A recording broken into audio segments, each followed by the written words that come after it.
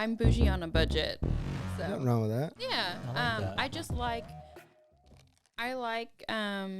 you know, some of the things that I like how it makes you feel. I don't like the price tag. Yeah. So. I can't. It's not. If you can get a 1-to-1, it is not worth spending that money on. Yeah, it. 1,000%. You can buy so much more valuable things and still have the look, because nobody's gonna go and open. You're gonna get the same feeling. Yeah, Mm-hmm. and no, you can't. Even an expert can't tell the difference. You know. Right. So if a random girl's like, "Let me see your bag. Let me check," it's like It's you're like, not gonna find. now nothing. you're just looking too close. Go mind your own Yeah. business. Yeah. You're buying the tag. I bought this for me, not for you, sweetheart. So The scary thing is everybody, not a majority of people is probably fake, and now so the real ones like. Now it's stupid to buy a real one because like everybody's is fake, and now you have a real one, and what are you Right. gonna say? Like this one's real? mm-hmm. I gotta prove that. Do you remember when American Eagle was the closed? American Eagle, Abercrombie, those were like the things to buy. Now you can buy the same quality jeans online. Mm-hmm. They look the same. Mm-hmm. Yeah, I with think- half the price. I think, yeah, it's like everyone is trying to meet that luxury level, right? But at an affordable price, so more people can experience it. And, you know, so many different things do that. Like the clothes that you would get at Walmart when I was in school were like, I would never buy from there. Now clothes at Walmart, I'm like, these are pretty good. They're I was coming ju- around, aren't Yeah. they? I was just telling Kelly that this is a Walmart shirt, and I was like, these black shirt. I love wearing black shirts. Right. I was like, these black shirts are better than the black shirts that we get from Express or wherever other Yeah. bougie store you want to go to. These Yeah. are the best because they don't shrink, they don't fade, Right. they're good. And people have the misconception that just because it's more expensive, it's better, and that's not true That's at not all. it, Yeah. no. So, I don't know. I like collecting a lot of different things, and so I'm always going to find a way cheaper way to be able to afford that. So, Before we get too far down, Uh-huh. and when Mike told me that he reached out to you to do the podcast, I was really excited because every time that we talk to you, I think you're the third time. This is the third time you've been here. Every time that we talk to you, I walk away feeling like spiritually cleaner. oh, that means If that so much. if that's like the best way. I always have a hard time describing this feeling, but when I hang around Mike, I feel like a good person. It makes me feel really good. Yeah. And every time we hang around you, I feel that way. So I Well, want. I've thank been you. taking my son to your spot for a while now, and I just took him this first time to the new place, Uh-huh. and it's so beautiful. Thank And you. you did such an amazing job. Thank you so much. Like, just all the words of affirmation that you're giving, that's a love language for me, so thank you. But every time I leave you guys as well, it always leaves me feeling more inspired to communicate with people, because getting out there, like, we're all in this experience together, right? So you get to dive into everyone's experiences, but getting to meet you guys, like, y'all are opposite of each other, but you balance each other so well. So it's just a really fun time every time I'm here. So I really appreciate being Awesome. here. That's good. Glad we Yeah. started that way. Huh? Yeah. Um, Now I can talk shit about yeah. Mike. That's his waiting on. Waiting to pull the He trigger. really loves you deep down, but here we go. Yeah. That's So if this, this is the third podcast. So just in case this is the first time someone's hearing from you, if you just give your name and like a brief description of what you do and why you're so interesting to us. Oh, okay. I don't know if I can cover the interesting part, but I'll cover my name. So my name is Megan. I went to high school in Columbus, Texas. So I'm not from here, but I'm from a small town.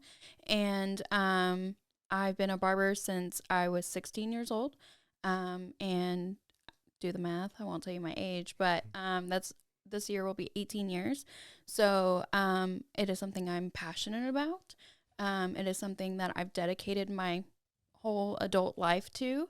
And it has created a life for myself that I never thought was possible until I saw that it was possible, and I just really leaned into that. Because once you see a vision for yourself and you see a life that you can create, it just all starts falling together. And so that's what I'm bringing to this community. That's where I'm at in my life now. I'm taking the 18 years that I've experienced, and I am meeting people where they're at. I'm building an empire now. I am very fortunate to have a business where we really empower each other, and we are a great team. And but we're through also through the community, we are all in different stages in our life.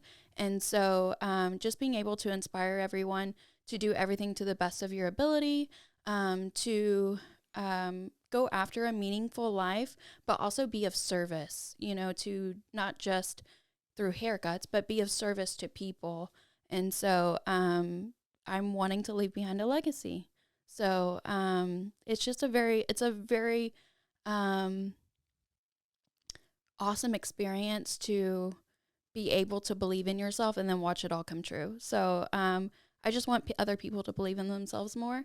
And so that's what the barbering industry has done for me.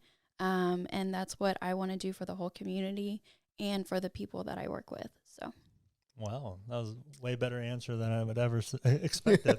Sorry, it's a lengthy one. No. I tend to do that. It's great, and I think you do exactly that. You're more than a barbershop, and it all comes from your attitude and your motivations. You do a lot of stuff for the community, and it's people just go in because they want to be a part of something. You're building something, Yeah. So.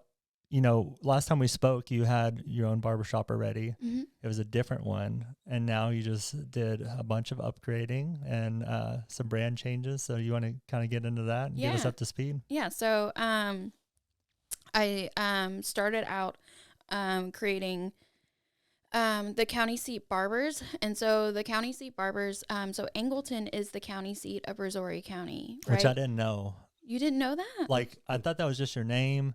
And then I started talking to some locals, and like, this is the county. So if you don't grow up in Angleton, right, you don't know that. I didn't know what a county seat was, and I started, so I didn't understand. I learned that when we made the name. Okay. Like I started because so I created that place based off of inspiration from my dad, and so that's where I was pulling everything from, and him and I really every time I think of my dad, I think of like sitting on the arm of the couch when I was a kid and watching the History Channel. So I started researching the history of Brazoria County and the history of Angleton. And I wanted that place to feel historic on the inside, And so I started researching history and realized it was the county seat of Brazoria County. I'm like, that's pretty cool. And then we just got to talking, and we were like, the county seat, barber seat, barber chair, barber seat. I see a stamp, like an emblem of, that looks like a seal of an official county seal, like a, that you would go for the courthouse for. And it has a barber chair. Like I could just envision the whole thing. And I'm like, the county seat barbers, come have a seat, that whole slogan. And so it was really cool. I opened November of 2019, so just a few months before COVID. And so that was a really fucking interesting time to open a business, right? Because the whole world shut down, and so it's like everything I just created just got shut down, and that was a really trying time. But coming back from that, man, the community showed up big time. Like everyone needed a haircut, and so we grew overnight. Like we immediately had to hire 3 more barbers and a receptionist, and so that was a blessing. We took off after that. The sky was the limit. And then being a first-time business owner, you learn a lot, right? And you learn, just how to be a boss, and not be a friend. Like that's challenging because I always want to be people's friend. And so I had to, undo some of that myself. And then after that, I worked through some stuff. We continued to grow. I changed as a leader, and then I started really leaning in on on a hard time, a hard situation where I was presented to buy out my business partner, and it was very unexpected. I did not see it coming, and I had to do it within 30 days or I was going to lose the business. And very fortunately, one of my customers, who's been a customer of mine for 8 years, every single week for 8 years, had been with me through when I was like on my own to what we created. And they're like, I will go into this next journey with you. I believe in you. You have big things. Where do you want to go? You really need to start thinking about what brand you want to build, because we're about to do this thing how you envision it. And so that's when we came up with Legacy and Company. And it's just such a fortunate experience. And I keep saying a lot because I'm trying to, it's just so much has happened in a short amount of time. And so I'm really trying to nail, there you go again, trying to nail what it, in the essence of just a few minutes, it's just so much that's packed it into there. And so when I look back at everything, I'm so grateful for all the bad times that happen and all the good times, but where we're leading and where we're heading, we are building an empire. Like literally, I want to be the godfather of barbers, you know what I mean? So, but in such an empowering, not money laundering way, just like a very empowering way that builds people, builds independent people, gets people believing in themselves, gets people to dream, like anything that you envision in your mind, you can create for yourself. And that's what I did that with the county seat barbers. The county seat was really cool. People were like, did not understand, why are you changing the name? The county seat is so cool. And it's like, well, the county seat is Angleton, right? We're bigger than Angleton. Like, not just, I want people to be part of our brand without ever stepping foot into our shop.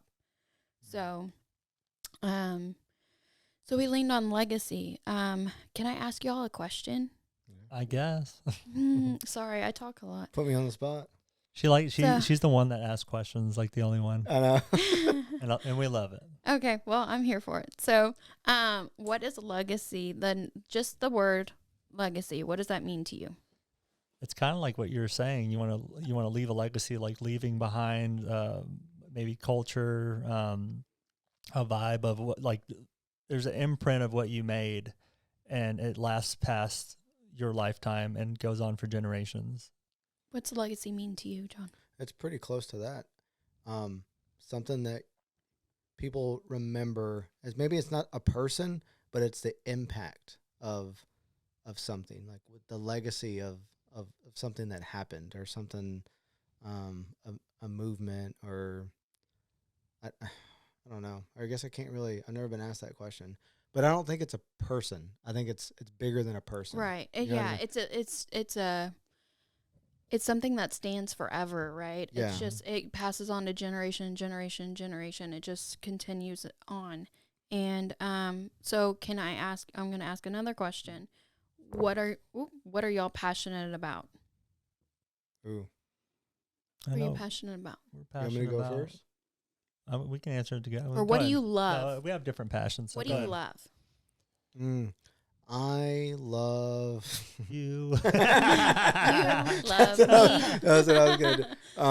I truly love podcasting. If I could do podcasting all day, every day, I would do this all the time.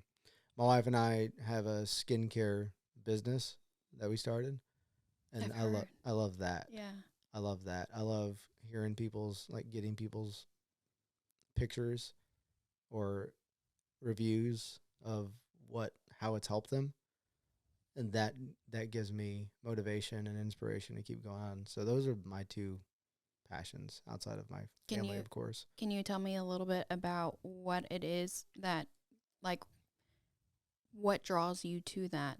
Like those two things. Mm-hmm. When, like, a podcast, if someone says, like, oh, like, well, I heard this one nugget from someone, we had a doctor on or an author on, or I heard this piece of it and it really helped me out. Like, giving information to people, whether it's on purpose or by accident, but it's helping them, that means a lot. Or even if it's entertaining, that helps them. It's like a feeling of, it's so much more than money can give me, or a tangible thing. It's like spiritually feels really good. See, he And does have a soft side. I do have a soft side. I just I don't love like. that. I It's don't like. from counting It's calories. from counting calories. Yeah, and it's like the same way with the skincare thing. It's when people say like, "Oh my God, I have not. I've been on so many steroids. I've tried so many creams, so many dermatologists, and this is the only thing that's helped me." And they show pictures of all that. Like That's really cool. that means so much. It does. It's beyond the money thing. It's beyond, like, I don't have to do this. Right. I have a full-time job. My wife has a full-time job, but that's the motivation. It's like, it's helping people and it's expanding there because it starts as something like a natural thing of like skincare, but then it grows into other things for this person. It just, Right. you know, Like it's it's like an self-confidence. olive. You're giving them an Yeah. olive branch, but then they're growing in other ways too. Because Right. then we start talking about diet. Then we start talking about information that you're consuming, stuff that you're watching. It only goes- takes a small change in something for everything else to just kind of follow suit, right? Yeah. If you would have asked me this question, 5 years ago, I would have said like, passionate about money or something like that. But Seasons change. yeah, you grow and Mature. And, mature. yeah. And Can I ask you what got you into skincare? my kids. Yeah? Yeah. My daughter was breaking out really bad. Oh, wow. And I asked her to bring. I've told the story 1,000 times. Mike's probably tired of hearing of it. She brought down the things that she was using, and everything that was on the back of those ingredients is what my company makes. We make, and I have firsthand experience of what the PPE, the protective equipment that these people have to put on to handle the stuff. And then it gets bottled, and then my daughter puts it on her face, right? So when they're handling the chemicals, they have to wear gloves, glasses, and they can't get any of it on them. But then it all gets combined with other chemicals, and then you put it on your face.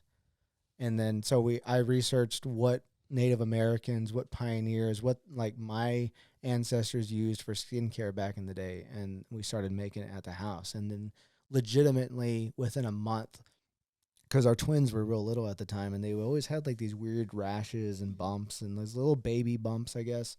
Oh, those are little normal baby bumps. But they weren't. It was just caused by the baby lotion that we were buying from the store.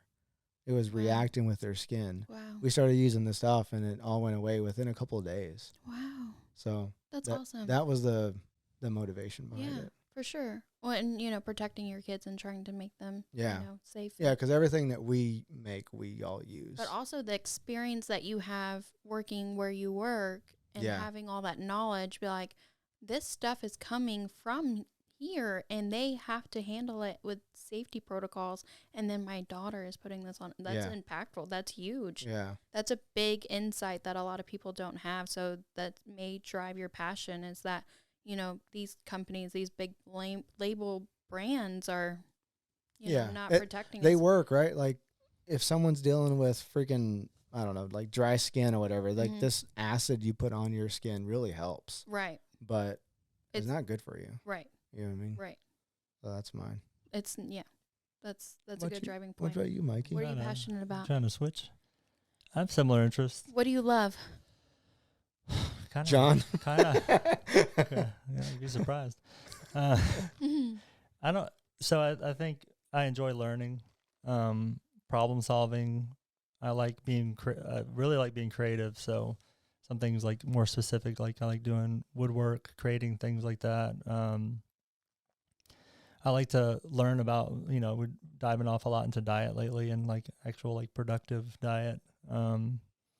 I really like to maintain relationships and deep relationships. So with friends, of course, my girlfriend and family. So it's not surface level stuff. So I like to keep really, really close friends and also, learn from them, teach them what, it goes back and forth. I like getting into new cultures. So we like traveling a lot. So going to different countries and seeing how people think and learn and absorbing that and getting a better understanding of life and the world. So it's kind of high level. I don't have anything specific. I don't have a business or anything specific, but I do like the podcast. Like the podcast is, I like networking, not from like a gaining like any monetary value. Right. I like it because we get to talk to people like you, and I get to learn from you, and then we have a network of people that like everybody we've talked to. We're at like, I think you're 120th episode. 21st. 21st. No, it should be like 25, 125. Oh, Yeah, well, there's a backlog. lot that Yeah. backlog we were talking That's about. cool. But we get to pull from all these brains, and then we don't stop there. Like I've shot music videos with some of the with one of the guys that we had. Cool.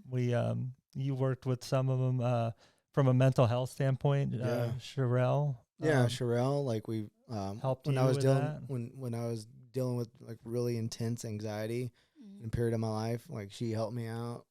She was like an anxiety coach that I just stumbled across on YouTube, and I started watching her videos, Yeah. and it really helped me out in a dark period of my life. So we reached out to her, and she came on the podcast, and then we kind of maintained a relationship. That's and she's awesome. from, where is she from? Like Canada or some parts of Europe? I don't know where she's from England. England, yeah. Yeah. So we just had a chiropractor on. Yeah. That opened our eyes too. So Yeah. John's dealing with some pain, and it could be something that helps him out. But we get a greater understanding of these things. So it's really cool because a lot of the people we get on are things that we're already interested in. Some that we want to know more about. So we're learning constantly on here. So Right. I'm a little less tangible than most people. I just like the Yeah. social aspect and becoming Connection. I want to be a better person, and I want to fix things in my life to make them more efficient. So I'm a lot about productivity too. Like anything I want to do perfect and efficient. And We were talking, Mike and I were talking about skills earlier, like our skills. And I feel like everyone has a superpower. Oh yeah. 100%. I think my superpower is being able to read something or hear something, and then I can retain that information for a really long time, and then Nice. I can bring it up, and it's pretty accurate to what I read. Right. I think Mike's superpower is relationship. So he said he's building relationships. Mike's superpower is being able to calm a situation with people or expand on a relationship. Like empathy. Yeah, Yeah. he's very empathetic. That's really cool. to a fault. Yeah, he's a loser sometimes, but Yeah. Same. I think we're similar. Like I take things too hard. I've learned a lot over the years of in that space, not to think too much into it, and you know what my thoughts are, and my perception of what someone else thinks is most likely not going to be accurate. You know, you may have something going on in your life, and you're not giving me the attention I need, and I could, and back in the past, I'd be like, you know, well, screw her or whatever. But I'm a lot more empathetic to their situation. Like with John, you know, he has a shit ton of kids, so and maybe I'll be like, you know, well, why can't you just do the podcast this day or whatever, like when we first started. But now I'm like, he has a whole nother life that I don't know about, and I don't have that experience. And so You're just not able to relate. No, and I don't take it as so hard. your perspective is different because you aren't living his perspective. I try to put myself in his shoes though. Imagine I have these kids and I'm married and I have this job, and that's a switch in your perspective. Yeah. I try to put myself, it's not going to be exactly what's going on, but at least I can get close in my mind. And so that, okay, that makes sense. So I give a lot of people a lot more, I guess, slack, but it's not necessarily slack, but I don't read into it as much, and I'm a lot more reasonable about situations. So I think I've grown a lot in that space over the last couple of years. Like I'm emotional intelligence. Yeah, that's important to me, because I think that like you said, I feel like it's a strength of mine, and I'm trying to sharpen it. And I hardly get mad about situations anymore, which is something I'm working on. Courtney will never say that, but aside from, I told Courtney, like, everything outside of you, I need to work on that. But like everything out, I'm like kind of a different person in that respect or that regard. So So, what was I saying? No, I agree. I think we both. There was a period of time where we stopped doing the podcast. Go ahead. Mad. Yeah, the mad thing. So like even like being in traffic, someone cuts me off. I try to look at the situation like, oh, okay, I would have done that. Or the people that are in the fast lane that shouldn't be. Yeah. I find myself listening to the radio. I'm in the fast lane, and I look back and someone's right on my ass. I'm like, oh, I do the same shit. Mm-hmm. Or I'm waiting to turn and someone's like going slow, and I'm like, come on, I need to turn. I'm like, I would do the same thing because it's just not, I'm resonating with what you're saying. It's a people thing, right? So that's like a small example about some car things, but like. At work, people aren't doing the things you say, and so it's like maybe I'm not communicating properly. It's not how you react; it's how you respond. Mm-hmm. Yeah, and just not reacting initially because something's going to trigger us to emotionally react to something. So it's just having emotional intelligence to. Yeah. Good for you for working on that though. It takes a lot of self-awareness to do that. No, really. Mike's superpower challenges me to improve my emotional intelligence too, because my superpower being a Mike is there was a period of time where we stopped doing the podcast. I love how it's like my superpower. Yeah. Well, we all have one, so I don't want to sound like I love it. But there was a period of time where we stopped doing the podcast a little bit because we disagreed on stuff, and I hold people to the same accountability sometimes that I have on myself. So where I expect things to be like go a certain way, and if they don't go that way, that was a fault of mine that I had for a very long time. So if I was telling people stuff, I only want to tell you one time. Like, why do I need to tell you again? Right. And it's an unrealistic expectation to have that with people because you're not ever going to get it the first time. And that was something that I struggled with Mike a lot, is that I would tell Mike something and then I would get really annoyed if he'd ask me again, and it wasn't healthy. Right. But it was all Mike's fault. No. But do y'all see how y'all are working to be a better version of yourself, though? Yeah, I think what you said earlier is that we're both different, right? Mm-hmm. But we complement each other. Mm-hmm. I couldn't agree more, because I think we do. I think we have so much differences that we're almost the same a little bit. Like if it was a circle, like it pushes us so far away, but it really does come back to it. Yeah. And I think we hold each other, like we I don't know, we vibe off each other so well. It's just a balance. Yeah. There's just a whole balance there. And because y'all are so opposite, it's more like an even playing field. Yeah.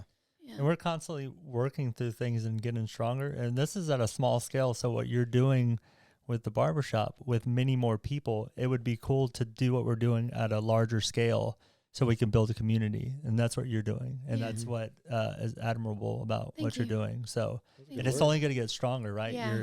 You're talking earlier about training and getting everybody on the same page, getting their ideas, giving your ideas. It just forms into this empire like you're talking about. Yeah. And it's good. And it seems like you have a healthy culture there too. And it's gonna end up being like we talked about Rogan already. So back when they used to go to the Comedy Store, it was Mitzi. Mitzi was the manager, and she probably had more influence than she thought. And she built that community into what it is. And she made the comedians stronger. Like, you weren't going on unless you were good. Right. You were going to be working the door. And then the moment she said you're a paid regular, that's like, it would light you up. It's like, I made it. But it's not like, oh, I'm going to get paid now. It's like, I'm part of this family now. Right. That's enough. Right. And that's what I think you could build is like, I'm not here to make money. I'm here to be a part of something. Right. So I think that's what you're doing. Yeah. And I didn't, it's not that I didn't have that when I opened the county seat. I just didn't know what it was going to be. My passion drew me to inward to myself, right? And it drew people to me, right? Because I get very passionate about it, and I'm going to put my all into it, right? And hearing you guys talk about what you're passionate about, it gives whoever's listening a little bit more insight on who you are. But it also, you talking about your challenges and things that you're working on, we're all working on something, right? So we're all getting up every day and we're trying to just go out there and survive but ultimately we need to work on being a better version of ourselves. And so when I opened the county seat, I was a version of myself that I'm no longer that version of myself, but that is still a part of me because I learned through that experience. And so, learning through y'all's experiences like you're talking about is what I'm trying to inspire people to do, to turn inward, to be more self-aware, to realize that you are the creator of your own life, and how your perspective, a perspective is, this is the Meganese that my staff says that I do. A perspective is an illusion. Okay. It's just an illusion. So, so if a perspective is an illusion, then how you're perceiving it is your own illusion. You can change your perspective like you were doing, right? And so when you change your perspective, you are able to see things from different points of view, right? So that's all perspective means, just means a point of view. And so you can put yourself into his shoes, like you were saying, right? So when you do that, you can meet people where they're at. And instead of trying to meet them where you're at, because we're only able to perceive people to the level of our own perspective. So I may tell you, something about something I'm really passionate in, but you can only perceive it to the level of your experiences, like only to something you've experienced. So for you, you've never experienced a life that he's had. He's never experienced a life that you've had. So you can only understand someone. Now I'm breaking it down, right? I'm breaking down a perspective. You can only understand someone to the level of your experiences. And so, being a barber for 18 years, I've had a lot of experiences. I've experienced, a lot of different things. I also took a break for 2 years and I went door to door. I have that experience.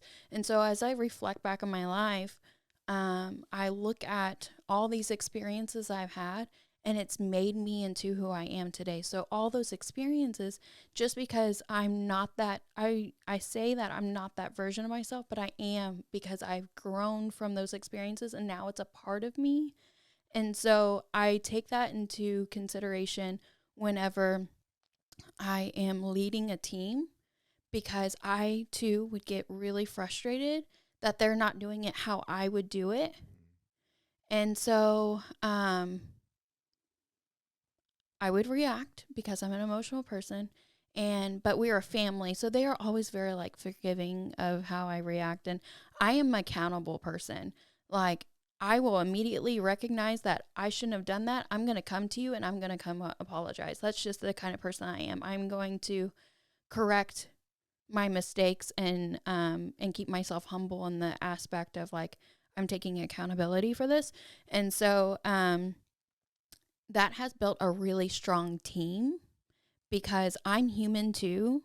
Just because I'm the boss or just because I'm the leader of the group, right?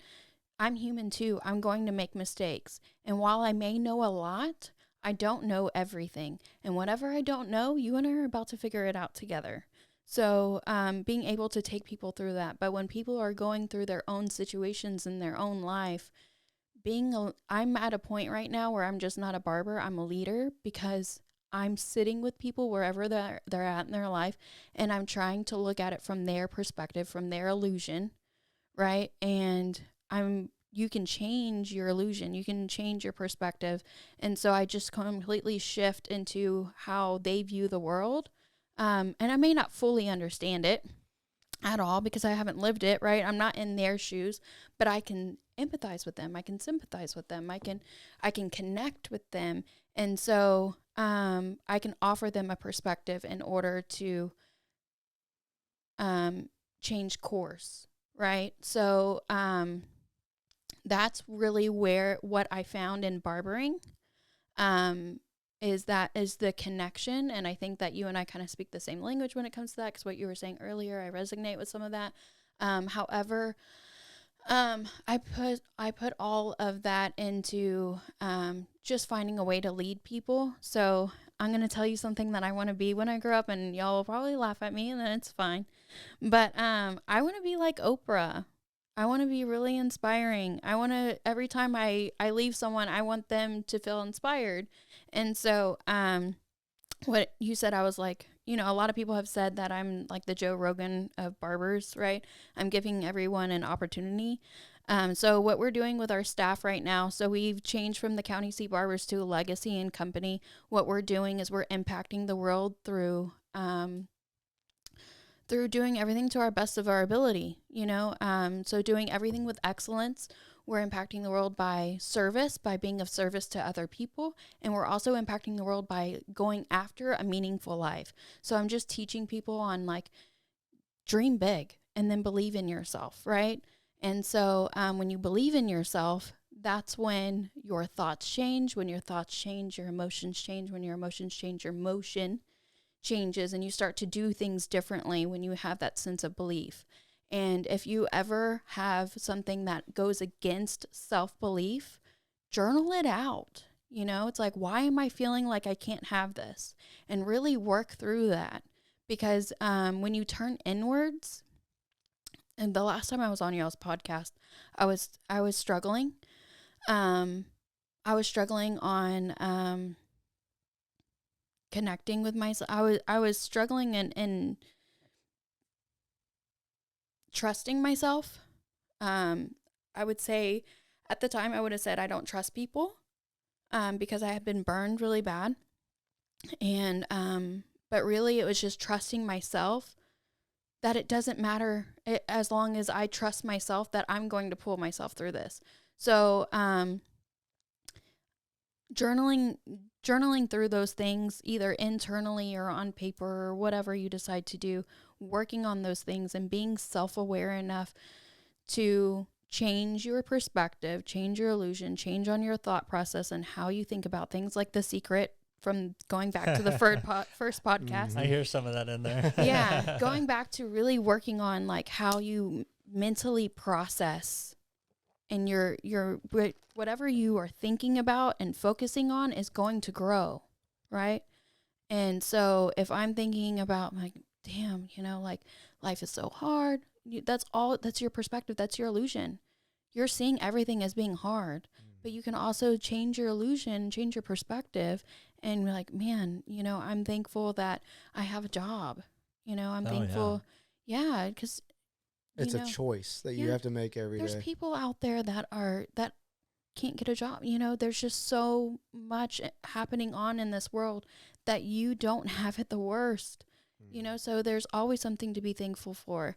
And I really do think that internally heals you and makes you live longer. You know what I'm saying? Like, if you're emotionally down, like there's got to be some sort of statistic out there, or not statistic, but like actual reports on this research, that if you are mentally healthy and a positive person, that you're going to live longer than a negative person. Yeah. We blood had pressure, all that stuff. We had that author on that wrote the book of, I think it's called Lonely, and people who lose loved ones and don't find love. Something hard. Broken heart. Broken heart. Yeah. Broken heart. There you go. Yeah, go ahead. Sorry. But no, it's the same thing. It's people who aren't in a meaningful relationship, or if they're in a relationship and their loved one dies, they die quicker. They're not healthy. Their health declines because we're like I forget what she called it in her book. It's been a long time since we talked to her, but we need a community, and we need a spouse. We need family, right? In order to live a meaningful life. So many people die of a broken heart. Yeah, no, it's a real thing. It's actually a real. We had her on the podcast, and then literally a week later, we saw a couple of news stories, or the author sent us the news stories where a wife died in the hospital, and a couple of like hours later, the husband died right next to her, like holding her hand. Yeah, it was pretty powerful. Yeah, and the last time I was on, I see that because my dad's, you know, been someone that I've really looked up to for a long time. And there was a period of time I didn't talk to them, and I didn't understand why. And then my dad called me and my sister and we're like, your mom has dementia. It's pretty bad. We haven't talked in a while. I've been handling it. She also has psychosis. And my parents have been married for 36 years, just a couple days ago. And he said, I need y'all to come to New Mexico and come get us. And we had just went through that. And seeing your parents, who are the epitome of the Notebook, like that is their life. Like they are each other's soulmate. And I see how my mom, I don't want to get emotional. I see how my mom is not the same person anymore and how it's affecting my dad, you know, because I think we all connect in some sort of way. And when you lose that connection, you know, I'm so interested. Please remind me to read that book. Because Broken Heart. Yeah. Broken Heart. Yeah.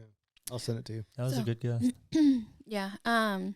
So going into this, you know, legacy and company, so we went from like 8 people at the county seat barbers to 16 now, like overnight. And it was really overwhelming. And,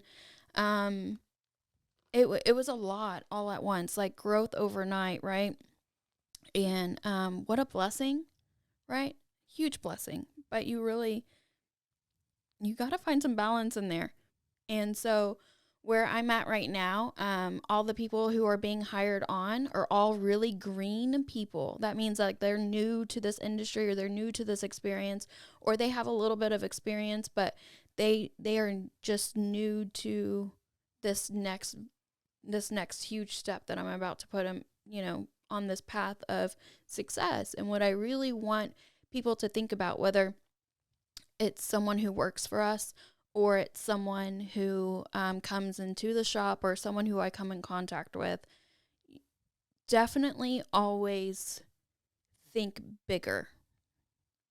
Always envision your life in a bigger way, because as soon as you envision it and you believe in it, it can come possible for you. And so I never want a ceiling over someone's head who comes to work for us. I want them to always be open-minded that the sky is the limit. Actually, the sky isn't the limit. That's what I always tell my daughter. You can go higher than the sky, because it goes beyond that, right? And so bringing people on, so all these people that are green, but the people who have been with me through the county seat have really grown and developed, and they have their own clientele now. So I give them this opportunity to rent out a room. When they rent out a room, they get their own DBA, their own doing business as. They name it whatever they want. They decorate it however they want, and it's their own brand of who they are. And we all have something that we're passionate about, and what we're passionate about, we're sharing with people what we're passionate about. And that's how you find connection, is through passion. And so, and I think as long as we, as a culture, all lean into what we're passionate about, that's where we find our superpower. Because our superpower, our superpower is things that we are naturally talented in. It's things that we're passionate about, things that we love. So when you focus on what you love, you find your passion. When you find your passion, you find your purpose. When you find your purpose, you find yourself. And when you find yourself, you find God, you find the universe, you find whatever you believe in. And so when you take time to sit with yourself, that's when you find that. And you'll get, I say you will, because this is really what shifted for me, is I started getting these signs from the universe, from God, from whatever. I started getting these like downloads. Like I would wake up and have like this sentence repeating over and over in my head, and I would look it up and look into it. And so when you spend time with yourself is when you find these messages, and you slow down just enough to be able to receive them, and it'll put you on a path. And some of those times come at the really hardest times. And but I believe in manifesting. I don't believe in what people think what manifesting is. Like, you know, you put a picture of a Lamborghini on the wall and then you're going to manifest a Lamborghini. That's not at all how it works. Manifesting is believing in your dream so much, so much that nothing and no one can stop you from achieving it, and you will have it. And so I've done that a lot. I actually, my wife and I just bought a house this week. And we decided over the weekend that we were going to buy a house. Holy shit. Literally. Damn. Yeah. So we decided over the weekend that we were going to buy a house. This is just an example. So we were staying up late and we were going through all these houses that were available just to see what's out there because we were excited and we're really envisioning, oh, we want this, we don't want that, you know, just really envisioning it, talking about it as if we already had it, right? We didn't talk about it like it was in the future. We talked about it like we already had. That's a key to manifesting. Talking about it like it's already yours and believing that it's already yours. That's a huge key in manifesting. So whenever we went to sleep, I woke up the next day and it was Sunday morning and I said, oh my gosh, I had the best dream. And she was like, yeah, tell me all, you know, we do that. Tell me all about your dream. And so that's, to me, that's a sign or a download, right? And so I said, we were in this house and we were in the kitchen and there was a strawberry in there. And that's how I knew it was our house.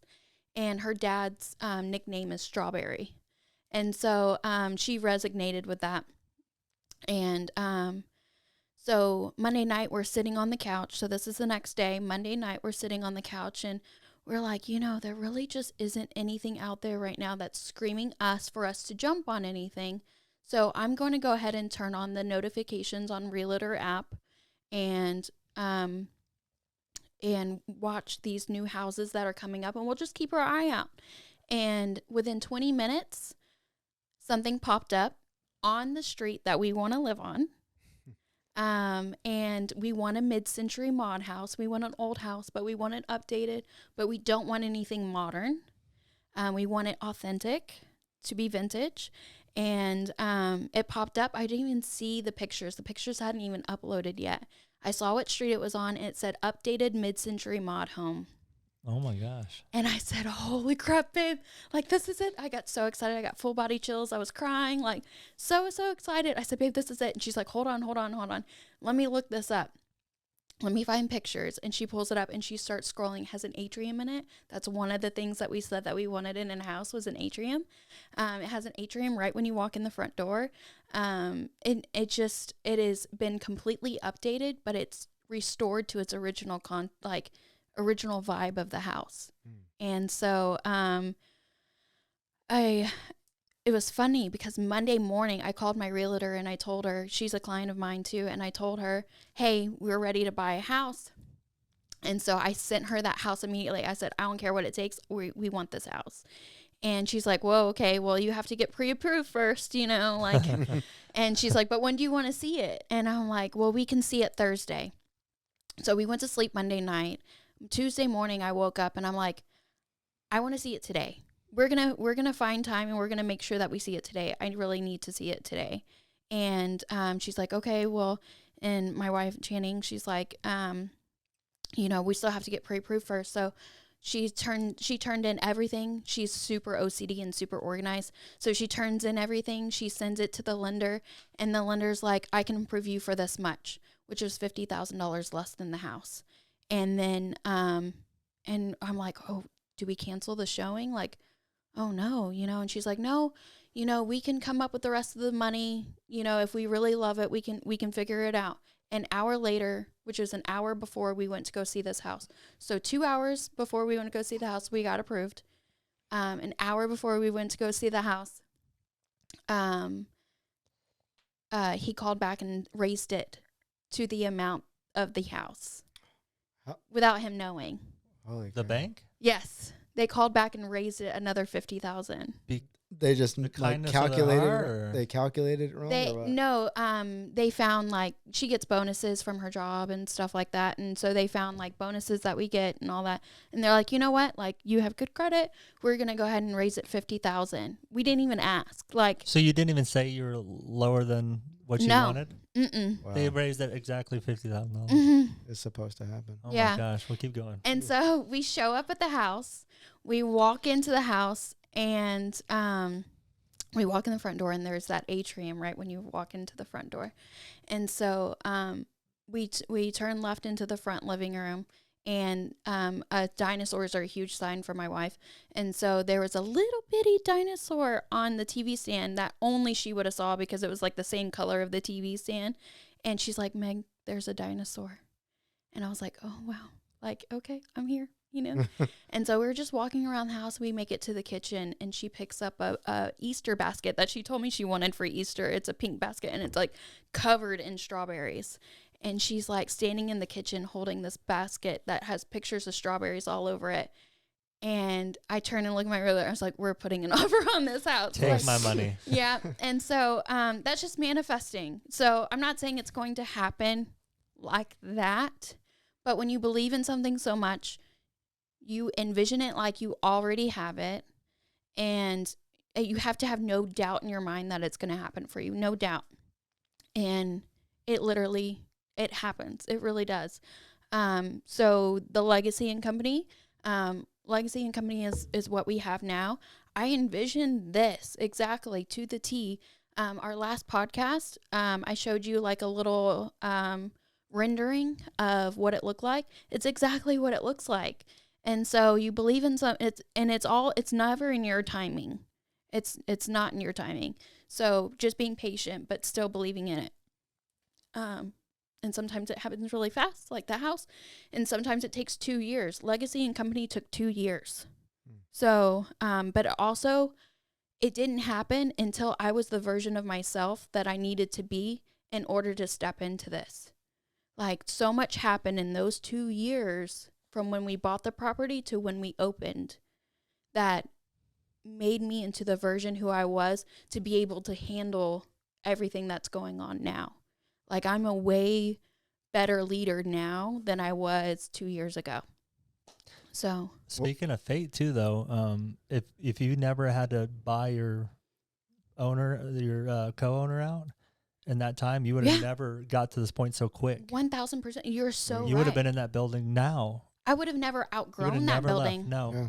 So that's another, sign of fate. Yeah. Sign of fate, but also sign of faith. Yeah, both. Because you have to trust what's happening is not happening to you. It's happening for you. Even the bad. Because your perspective, I could have looked at that situation and been bitter and angry. And I was for a little bit because we're human. That's how I reacted. I was upset. I was pissed. I was sad. I was heartbroken. I was angry. I was all the emotions that were not of the highest vibration possible. I was not appreciative. I was not grateful. But it was short-lived because that's not who I am to the core. None of us are actually like that to the core. But some of us get so sucked into it. That's who we become, So yeah, that's it. Looking back at that, if you're exactly right, if that wouldn't have happened, I would not be where I am today. And so I'm so thankful for that process. But I also learned a lot in that process. And I have a new business partnership now. And I tell him all the time, I'm like, I'm sorry that I'm so, protective or so, hesitant or, and he's like, I'm not your old investor. Like, and I'm like, you're so right. You're not. And I'm basing that off of my old experience. This is a whole new experience, a whole new book, a whole new character. These aren't the same characters that are in that old book. So it's not fair that I treat you based off of my old experiences because that will hold you back. When you react to things based off of old experiences, this is a whole new experience. You have to handle it and let as soon as you let go, like it's like a slingshot, right? You pull the tension and you feel the tension being pulled back more and more and more. As soon as you let go, you fly forward. So the more you let go and journal those things like, all this self-doubt or things that you need to work on, as soon as you journal all that stuff out and let that stuff actually go, you just soar through and you go to the next, higher version of yourself. So where did you learn to think this way? The secret? Secret really, I think. Probably stimulated it, right? It stimulated it. My dad is a very wise person. my dad had me at 42, and he had lived a really hard life. And so by the time he had me, he got his dream life the same year I was born. And he worked really, really hard to get to that moment. And he was so appreciative and just such a kind, he was a complete opposite of what he says of how he was before. But I saw the best version of my dad, and I continue to see the best, how he takes care of my mom with her being sick and stuff. He's just such an inspiration to me. And so, it's all his wisdom and his perspective that I just grew up with. But, I truly, feel connected to a source that's bigger than myself. And so, a lot of these perspectives and things just make sense for me. But I also drown myself with knowledge with, like Joe Dispenza, we've mentioned all that, I really drown myself with things that teach me more about how I already feel and the way that I view the world. My dad taught me you can either do what you love or you can do what supports what you love. So, but just go after a life worth living. And so, that's how I got here. But another piece to the puzzle that's fascinating is, when did you meet that client that helped you? I met him at Amen. I thought so. Yeah. So all this manifesting started there. It really did. You know what I'm talking about? Yeah. Because if you never had met him, that opportunity wouldn't have shown, and that was based off of all your hard work. And he saw that, took a liking to you, stayed with you all that whole time. Yeah, they've really become friends and family throughout this whole thing, and I trust them. Yeah. And they trust me. And I've been it's a learning experience still, because I still don't know everything. But we're learning together, but we communicate so well. And communication is really, really, really, really important. Shit. You're fucking but telling it is me. so fucking hard. Yeah.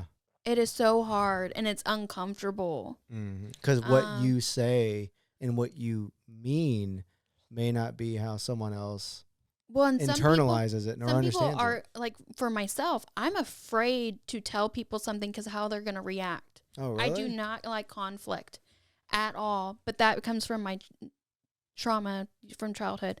I do not like conflict at all. I avoid conflict at all possible, but I will not tell people stuff because I don't want conflict. You know how hard it is to be a boss when you don't like conflict? But I find a way to approach people where it doesn't make them feel small. It doesn't make them feel, I just say, I prepare the conversation in a way that, like, I can come to them and meet them where they're at rather than talk at them. Yep. Does it make sense? No, that's one thing. And we communicate to understand, not to inform. Yes, not to point finger. I've gotten a little better of that of the past year. Not point fingers.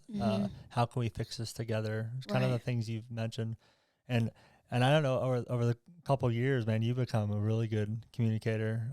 Because like it could get misconstrued. Like, you have this experience level there, and you may explain something vaguely because you expect them to be at your level, but they don't understand because they're not there. Yeah. And then they don't do what you said, and you're like, what the hell? Right. But you have to meet them at their experience level. So you have to, and then you have to be careful to not over-explain, because then you're like, well, I'm not stupid, So it's like it's a balance. For sure. I don't think I've nailed the not over-explain part, because I feel like I need to explain myself, and I need to work. You don't always have to explain yourself. But then you can always say, am I saying too much? Do I need you know what I mean? Yeah. Just be very vocal about That's it. a great point. I'm going to take that with me. Don't say, does this make sense? Oh, I hate that. Don't say that. Oh, God. I'm going to have a habit of saying that the time. Don't say that. When it's simple, you can't say it. When it's complex, you can say it. But if it's like, hey, my name's Michael, does that make sense? No, I mean, that's too much. It's like, hey, close the cash register at 8 p.m. because it's unsafe. Does that make sense? Yes. Like stuff like that. Because then it comes off we condescending. We work with a bunch of engineers. Wow, I say it all the time. It's may fine. Be in the right context. You're not meaning. Also, you know what I mean? Yes. I say that all the time. You know what I mean? That's okay. Is better. Yeah. Does that make sense? Is like, do you understand that Do you You understand? have the capacity to understand. But it. what I'm meaning when I say, does that make sense? Is did I just make sense because I rant? Well, that's what You know? oftentimes people do. The That's face. what I meant. Does that make like Yeah. they don't understand too? So that goes a little way. Did that make sense? Yeah. What I just That's said? a little Not- better. That's good. That's a little better. Yeah. That's what I really mean when I'm saying it. You know what me and my wife have been doing? Because Mike and my wife are the same person. Mm-hmm. They look exactly the same naked, actually. No, I'm just joking. Yeah. Oftentimes he gets us mistaken. I'm like, hey, who am I touching here? No, but it's challenging because they are literally the same person. So when I've wanted to change the way that I communicate, it's for those two people in my life. And one thing I've been doing with Kelly is when she says something or I say something, we repeat it back to each other sometimes if it's like a complex thing that we're going to do for the week. We were like, I'm going to say this. Now kind of tell me how do you understand it? And then that right there, that little exercise, there's so many issues that we've resolved just by doing that communication thing. I internalize things that she says completely fucking wrong. Right. A lot of the times. That's good feedback. So I've been saying, so I'll tell her, hey, all right, so I understood it this way. And she goes, no, that's not what I meant at all. And I'm like, well, fuck, I would have been fucked there. Like, would have caused a lot of shit. Yeah. So we're learning how to, like, communicating better to communicate. Yeah. Yeah. Communicating to understand. Yeah. It takes effort to communicate too. It's like you don't want to do it, but it's like if you want the outcome you want, then put the time into it. Right. Mm-hmm. Yeah. Right. I'm trying to. I'm still and making working the on all that. time to communicate, like, yeah, that's huge. Like, because life, it gets so busy, and you need to tell someone, and you don't want to communicate through text message, right? So you need to communicate in person or on the phone or something, and making the time to communicate. I think that's something that I'm also working on, because I'm like, oh, I'll talk to them about that when I have time, and it's like the longer it goes, the things change. So and assessing the conversation before you have the conversation. Don't do it in real time. So like those instances when you go up to your people, it's like, hey, I want you to be way better than me, and so this is what I learned. Instead of like, hey, you need to do it this way. It's like, hey, I think if you do this, it'll elevate you, and this is something that really helped me out, and I want you to be better than me. So that comes off a little better. So it's like, okay, well, it's not like I'm doing something wrong. It's just this is going to enhance what I'm doing. And the beautiful part is that all the people who are with me at the county seat are their own businesses now, and I have all new people, so I get to re-impression them. Like they get to see this version of me, not the old version of me. Yeah. They don't. Yeah. They get to see the new version. So, what you're talking about, like, that's a lot of what I worked through when I was at the county seat. It's just how I approach people, because my heart is in the right place, and they know that.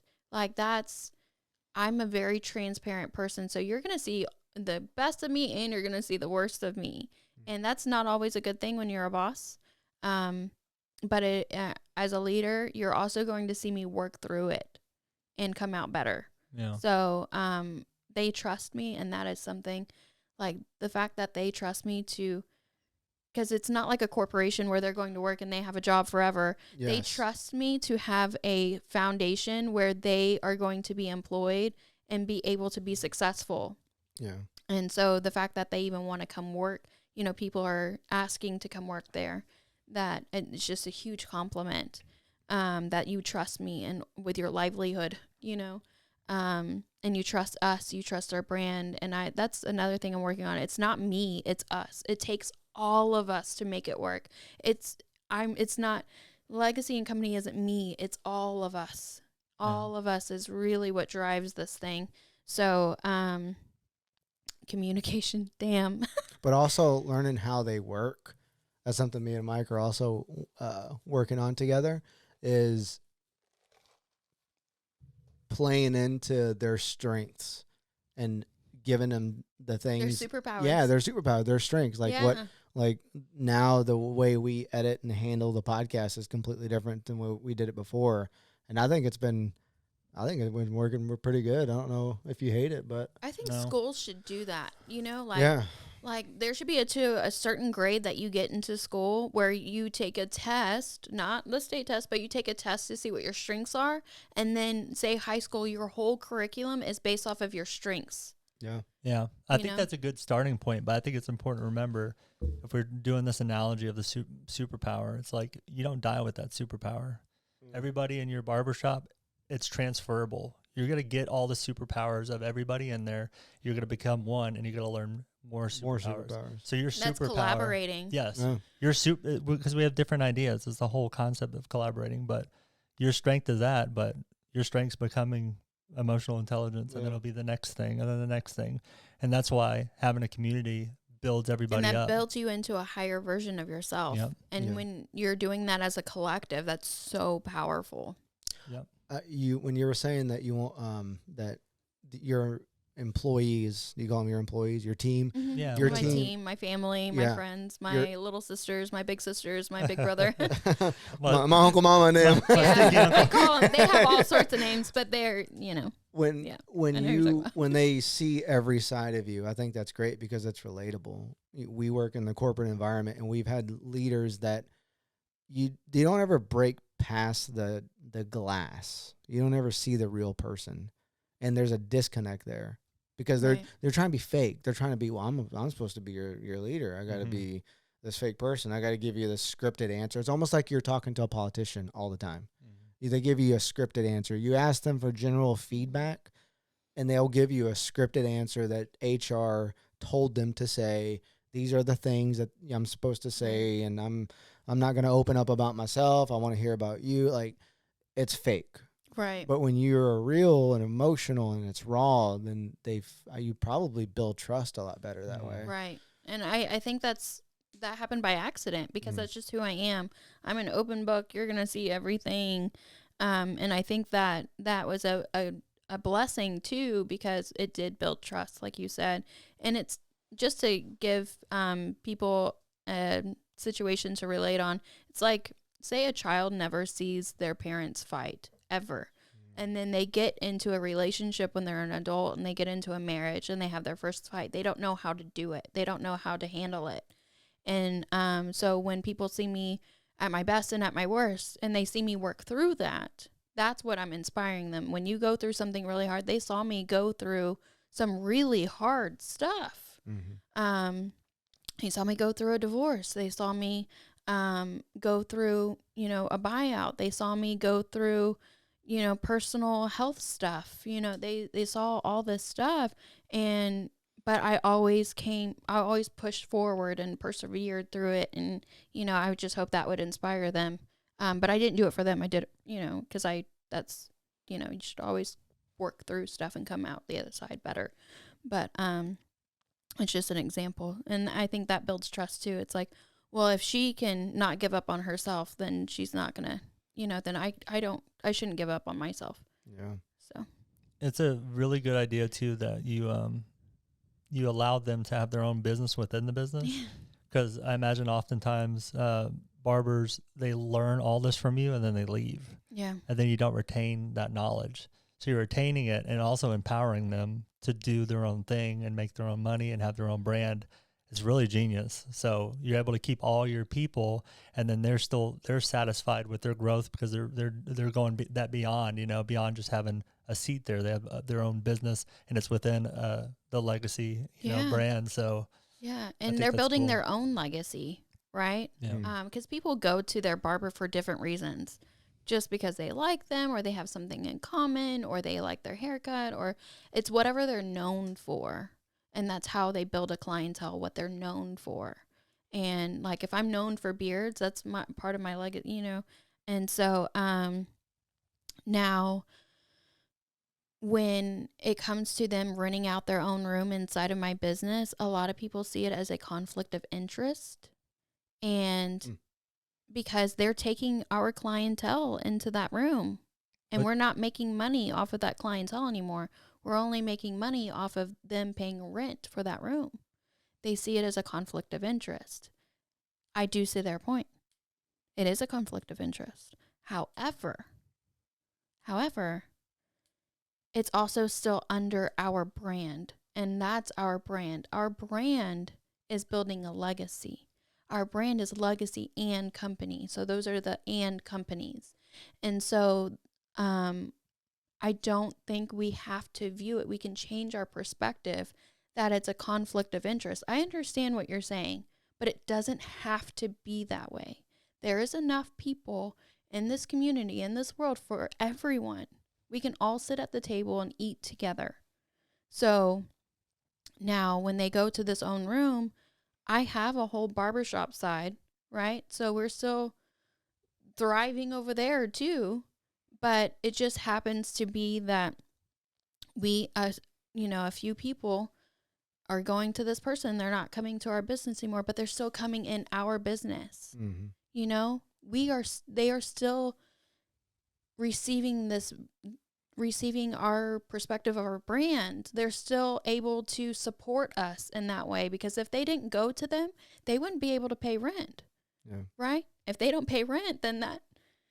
But we have an impression to make on those people that still come to inside of our building, right? We still can make an impression on them, a positive impact. And so that's where our brand is bigger than us, because you never want to put a ceiling over someone's head, because their success is going to be your success, period. But also, if you're pushing them to dream bigger, I don't want people to ever think that I'm better than them, or that, because there is better than me out there, but I want to be a part of their journey. Yeah. And so, taking the 18 years of experience that I had, I outgrew every place I worked at, and every place that I worked at that I outgrew, even Amen, I rented from them, and they kicked me out because they're like, this is a conflict of interest. You're too busy. You're making us look, Gosh. You're too busy. And Damn. It's like, you're drawing too much attention to yourself because you're too busy and we're not. And that's why they're no longer a business. Yeah. So yeah, that's the outcome of that, right? Right. And that's unfortunate because that was their perspective, right? It's like, no, that could be really good for you because I'm too busy. So I need to give some people to you guys because I'm too busy. And so that's unfortunate that happened. But again, it propelled me into the next step, which was the county seat barbers, right? So that pushed me to build that faster. And so I outgrew every place that I ever worked at because I'm like, I'm tapped out here. There is no higher version that I can go to because I'm going to constantly want to go to the next place. And I'm not saying every person who works for our company is going to want to be their own business. But I am always going to push them in the direction to, okay, you hit this goal. What's the next goal? You should always be working towards something, because if you're showing up and just working for money, that's not sustainable. You will burn yourself out. You will not enjoy this anymore if you're just working for money. You need to be working towards something, because if you're working towards something, the money's going to come, period. So giving them this opportunity has allowed them to flourish and become parts of themselves that they never thought was possible. It gives them more opportunity. It gives them, and that may not be for everyone because it does come with a lot of responsibility and a lot of structure that you have to have in order to be successful, because now you have the freedom. That's something also when I started on my own, I didn't show up for some appointments because I didn't have an app to like schedule all my people. I was handwriting it and I was a hot mess. I would be late, and, when you have freedom, you really have to have structure in order to be successful. But I've lived through those experiences. So when they come to those challenges, like, all right, well, you learned. Now let's do better, and move on and move forward. And now I'm probably just ranting, but it's just I see people's perspective that it could be a conflict of interest, and I see other businesses how it could be a conflict of interest. But why not? Why not allow them to not have a ceiling over their head and go after whatever they want? If one of them wanted to have their own barbershop, I would love to be a part of that. Not to benefit off of them necessarily, but just to be a part of that, because I've done it, and you're going to need support for those hard times. You're going to have a lot of questions. You're going to have, and again, I know a lot. I don't know everything. So if I don't know, you and I are about to learn together. So anyways, that's just how I run my business. Our business, I want to adopt my mindset into everyone too, so that way they can understand how I'm leading them and why I'm leading them this way. Because a lot of people, believing in yourself is something that is a new concept for some people, and that's okay. But believing in yourself is the first step in order to get success. So, man, the things that I've been kind of thinking about how your business is going to become a legacy, and like how it becomes more than a barbershop. And I thought about a couple of examples, like think about Buc-ee's. It's more than a gas station. Yeah. They do.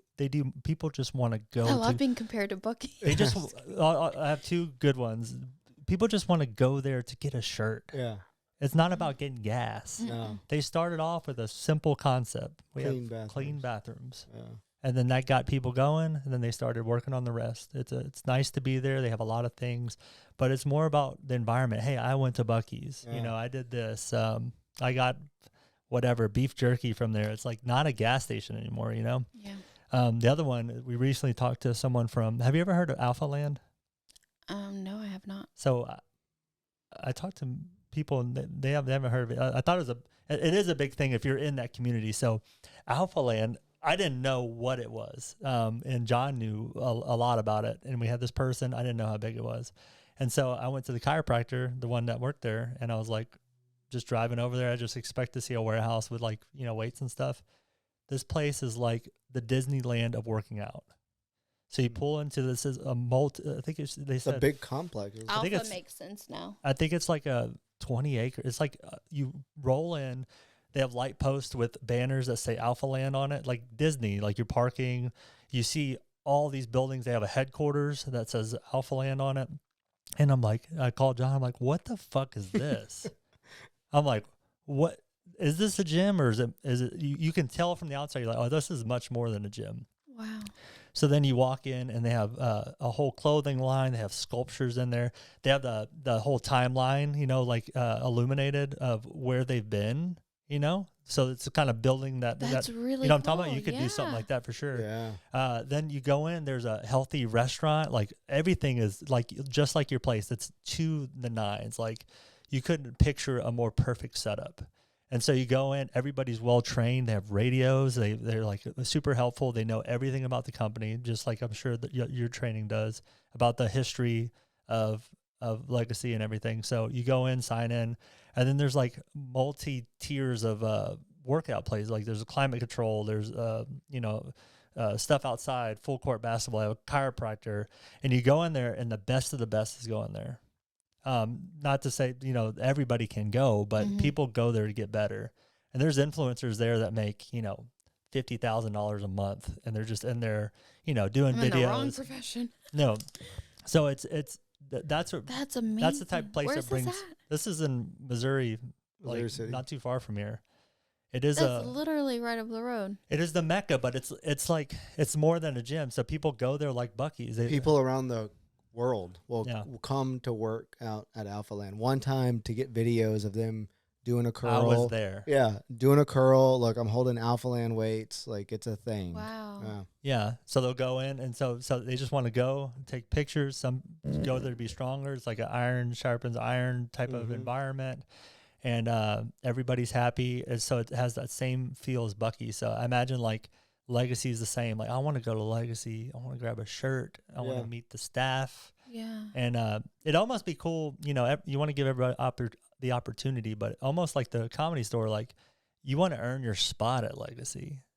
Y'all are at a certain grade. Like the best of the best is working there, and it's an honor to be. So you get kind of outside of the wage thing. It's like, no, I want to have a chair there. Yeah, I was cutting hair there. Like, oh man, I got my start at I was the receptionist at Legacy or something. Yeah. You know what I mean? Put on your resume. It's like a big deal. Yeah. Because of the culture that you my mind is created. going. That's I was trying to think, and there is things that just have a feel to it that it's like I just want to go and be a part of it. I want to be a part of this thing. And it started off as a gym, or it started off as a barbershop or a gas station, but it's way more than that now. I wanna lean on the training part of that. So when you're talking about how everyone knew the history and like, so I'm in the transitionary period where I'm no longer focusing on being behind the chair. I want to focus on the training part of everything. You know, Alpha Land, so I've been there 3 times now. And every time I've talked to a different person and they have the same way that they greet me. Right. And it's really warming and welcoming. Can you replicate it for me so I can get a feel for it? Well, I'm not as buff as those people, but I can try. Nice and tall. But it's all about manifesting. They you know, they say, hey, you know, like, what are you here for? Blah blah blah. And then they like, is this your first time? And I've always said yes, just to see. After the first time, that person gave me like the history. So the second 2 times I've been there, I say, yeah, it's my first time here. So they always give me, oh, well, you know, we started this blah, blah, blah back in blah, blah, blah. And here's a little history. So as they're walking me to the chiropractor, they're telling me about the history of the gym. And they're telling me. I need a notebook. Yeah, they're telling me. You can listen to the podcast. Okay, like and subscribe. I love this. You can listen to the podcast. What episode is it? 125. Who knows? I think. I don't know. But yeah, so then they got the same thing, and it's very, very similar. It's like an employee at Chick-fil-A. You know, another one. Yeah, Chick-fil-A. I want to find a really bad employee, but I can't. That's what you know what I mean. I want that one employee to be like, have a great, don't tell me have a great day. You know, they always tell you have a great day. Is everything in your bag? Like, I want the one employee just so it can happen one time, but it's not going to happen because they got a machine there, you know? And what a small thing to build your business on too. My pleasure. Yeah. Just being nice. Yeah. My pleasure. Literally. You know what I'm saying? And so they're all nice. And then, of course, they have your mindset of efficiency. So the big deal is the drive-through, right? They put 2 drive-throughs. They're getting the orders outside. They understand that people don't want to wait. They want to get in and get out. So it's just. When you went to Alpha Land, did they walk you back? Yeah. Where did they stop at? Where did they say? They knocked on the chiropractor's door. Oh, see, there's some inconsistencies. Every time I went, there's when you go into the outside gym. So they make you, it's strategic too. They make you walk to the entire gym because you don't have to be a member there to work out there. Okay. You can go see the chiropractor if you want to, right? Or get a day pass or whatever. Get a day pass, or you can work out there if you want to, but they make you walk through they make you see all the beautiful things that they have, all the weights and like different machines. So you don't have to work out there in order to get a walk through.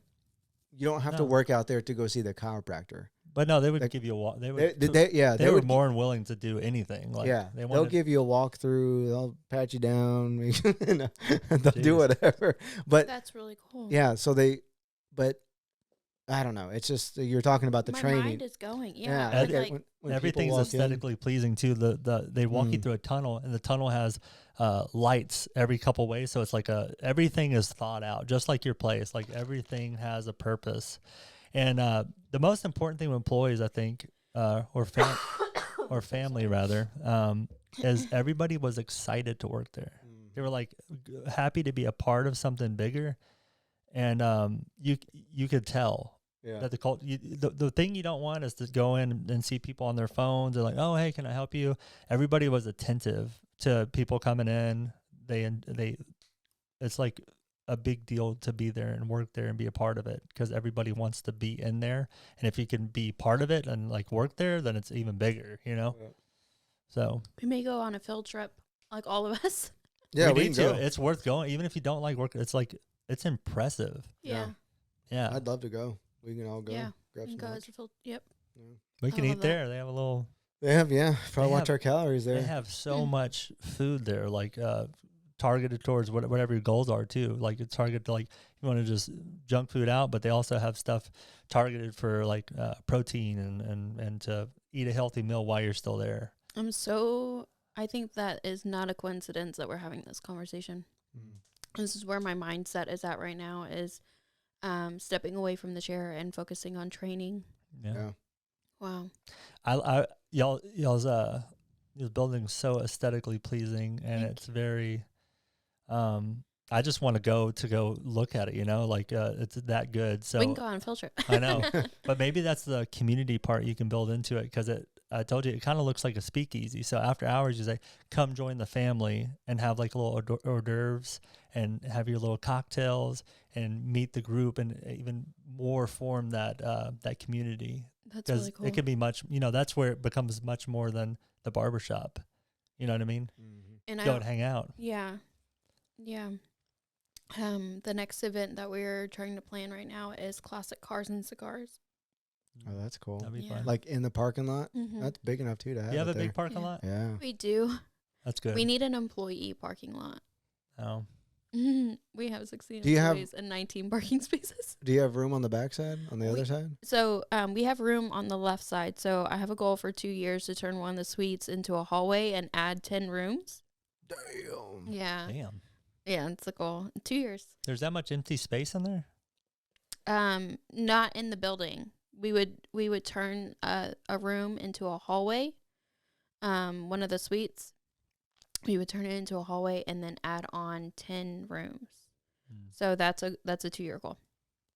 And because in 2 years, the people that I have staffed now, if they want that opportunity, I want them to be able to have that opportunity, because right now all of our rooms are full. We have 6 rooms. They're all full. So we have 7 chairs. 5 of them are full. So I'm not including myself because I'm taking up a chair right now. So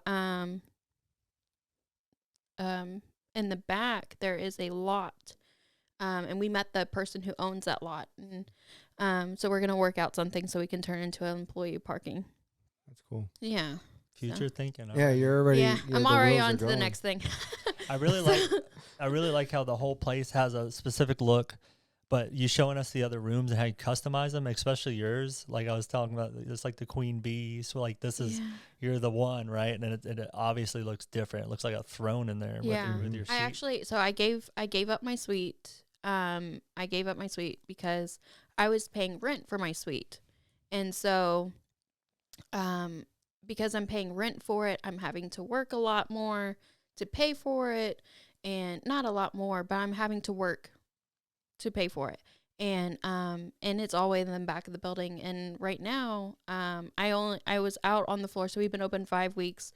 I was out on the floor and we were really busy. I was able to see how everything was flowing and going, and we have a new software and all the new things. It's a very new experience. And then I went back to my suite for a week to go work in the back suite, and I was like, I don't like this. Like, this isn't, I can't see anything that's going on. I can't be available to them. I can't help them. I'm the type of personality that I'm a helper, and if I'm not available, then I can't help you.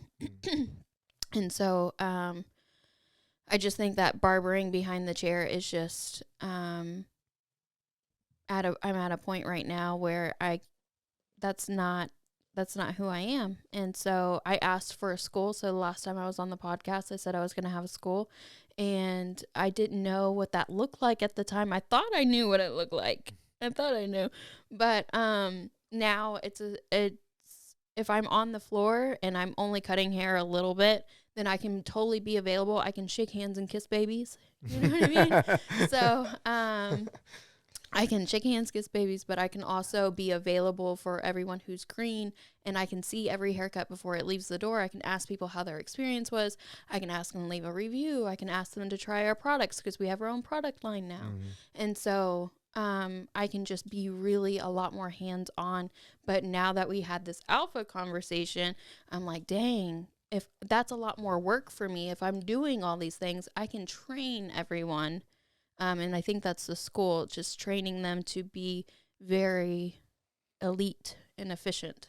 Coming to the front, too, there's an element of your business that attracts the community, even if they don't come to you to get their haircut, even if they go to other people. Right. Being in the back, they don't get to see you. Right. Right. So there's an element of that. That's a conversation my business partner and I just had. Yeah. They want to see Megan. They want to come. I want to see Megan because you got the look going on. You got the tattoos. You got, you're very beautiful. It's going right. So they want to see you. Right. So coming to the front, even if they don't talk to you, because there's And probably a who's bunch. going to represent the brand more than the person who Right. created the brand, Yeah, right? exactly. So, yeah. and I love people, and you know, when I'm there, I'm the best version of myself. I'm thriving when I'm there. So being in that back room, it's all being hidden, and I'm also so focused on turning people out. You know, like after I'm done with the client, I have a next one, I have a next one, I have a next one.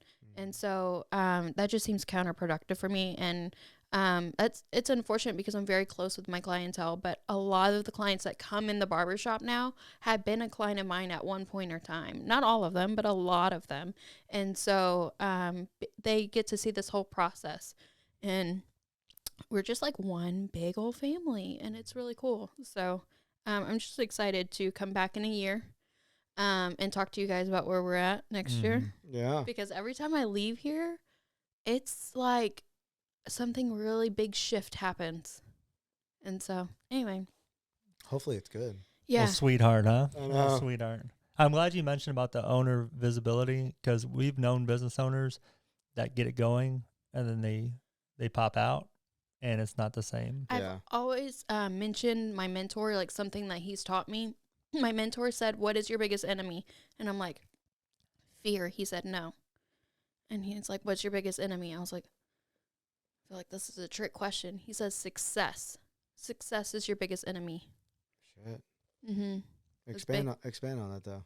So you have to like listen to him and what he says in order to really understand it. So I'm going to try to do my best to replicate what he said. He said, "Success is your biggest enemy, whether whatever it looks like. So say that you become really successful overnight, really fast, right? It's your biggest enemy because you're going to fail because it happened too fast. Or your success is your biggest enemy because it all went to your head, and you think that you're better, right?" Mm-hmm. Or success is your biggest enemy because it's all running really smooth, everything's going really good. Now you go live in your life, and then it just falls apart. You get lazy. Yeah. You get complacent, or it's running really smooth and you're not there, and something happens that you're not aware of because you're not there. So success is your enemy. And so never think that you are like, yes, you're successful, but never think that you're too successful. Like there's always something better to work on. So if you're always working on something, then you're always going to improve. Yeah. But as soon as you think that you hit success, that's when you stop growing. This is your business partner or your mentor? No, this is my mentor. I He's wanna a meet your client of mentor. mine. Yeah, Yeah, he's the pastor of Grace Church. His name is Vincent Townsend, and he is an amazing human being. Really? We have to connect with him. Yeah. Sounds amazing. Yeah, I'll tell him about you guys. See if you want to get him on Absolutely. here. Yeah, he's a really cool guy. So I don't know if you want to. You can say you don't want to answer this or not, but Sure. So is there a future goal when your investor gets his return that he's looking for, where you're gonna be able to own the whole, the building and the business? Have y'all talked about something like that? I'm sure if I wanted to, there would be that opportunity, and I might come across that later on. But right now, my business partner is a self-made person. He didn't graduate high school. He has his GED, but he's very successful. Him and his wife both are very successful people, and she was a teacher, and now they own 3 daycares. Oh, wow. Yeah. And he's very successful in sales, and, they're just self-made people. And so they're very real people, and they're very human people. And so I think that having our partnership, while we are very different in a lot of ways, I want to have a partnership because like I said, one of my staff may want to have their own barbershop one day, but they're going to need support. Right now, he's my support. Mm-hmm. And if I own the whole thing by myself, yes, I have support, but he also is financial support in case something happens like COVID. Yeah. you know, or if I want to grow our product line, he can invest in that and we can really expand on that. But he is also so financially smart that, he teaches me a lot. And I don't right now have an interest in owning, the whole thing by myself. Yeah. I didn't get into this to be rich. I didn't get in this to be, the top of the top of the top, and then this is my hub, this is my everything. I got into this to just grow it like wildfire. And so, like, can I give you an analogy? Of course. So, or some fun fact Friday, you remember? So, you don't remember that? That's a good memory. A tree grows in every single tree, or every plant grows in two directions. Like up and down? Mm-hmm. Yeah. Up and down. So everything that is below the surface, and then everything that's above the surface, right? So everything that's below the surface is defying gravity. It's growing down. It's defying. So it's really going through some hard stuff. It's really pushing through hard things. It's having to break through and all that. But also, what's really hard is, it's going with gravity. I totally chalked that up. It's going with gravity. It's going into the ground. But when it comes through the ground, that's the hard stuff, right? So it breaks through. There's a breakthrough through the surface, and it goes up and it grows and it branches out. I view myself as a tree where I stay grounded, I stay humble, and then I grow, and explore, and I have all these branches, and these branches are different things, and they expand, and, one can be a product line, one can be a consultant company where I can consult other businesses, other people. I can be a life coach if I wanted to, I could be a mentor to someone. So I always want to expand, right? But as long as I'm staying true to myself, my morals, my values, and all of that, that is my true purpose. And so as long as I'm living out my purpose, I'm okay with someone owning part of my business, as long as we're staying true to the brand's purpose, because the brand's purpose is ultimately my creative point. Now, however, he does push me to think bigger, and because he believes in me, and so he believes that I could be bigger. And so I didn't know what I was capable of until I got this partnership. So I really appreciate them for that. Yeah. Yeah. So we've talked a lot about the business. Let's talk about a little outside of the business. Okay. You're going through some troubled times. Last time we spoke to you, what outside of the business is making you happy? My marriage. Yeah, my marriage is really making me happy. And I'm married to a woman. I did not ever think in my life that I would be married to a woman. And so I think that, again, there were some things in life that I went through that I knew what love wasn't. And so her and I really understand each other. And so my mentor, I confided in him, and I'm like, look, this really goes against the way that I was raised. I was raised with a very conservative family. I know I don't look conservative, but I was raised with a very conservative family. And they really went against same-sex marriage. And every time a gay couple popped up on TV, my dad would change the channel. And I didn't think he was a bad person because he did that. I think that it made him uncomfortable. So he never talked bad about, gay people or anything like that. I think it just made him uncomfortable because he didn't understand it. And so I confronted my mentor, and I was like, look, this goes against everything. He's like, well, he explained to me a situation about commitment, being committed to someone, even though, it's really, really, really, really difficult. You're being committed, you're faithful, you're committed to that person. And I went through a marriage that was really difficult, but I was very committed. And that means I also went through things I didn't deserve, and because I was so committed.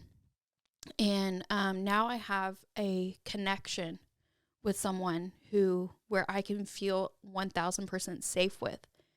I know that they will never hurt me. I know that they may disappoint me, but that we're human. We're going to make mistakes, but they will never intentionally hurt me. They have my best interest.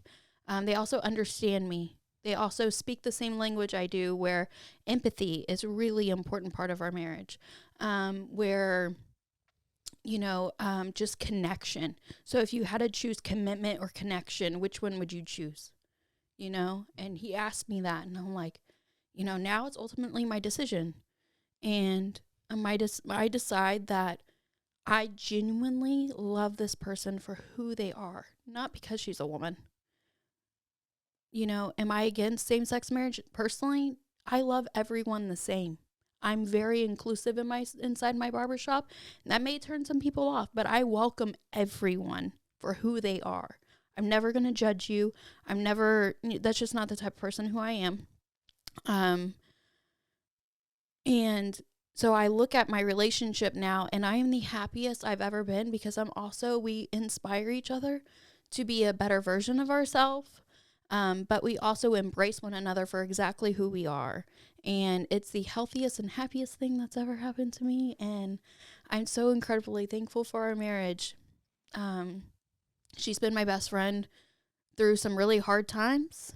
And I've been her best friend through some really hard times. And so we understand, like, our wounds are similar.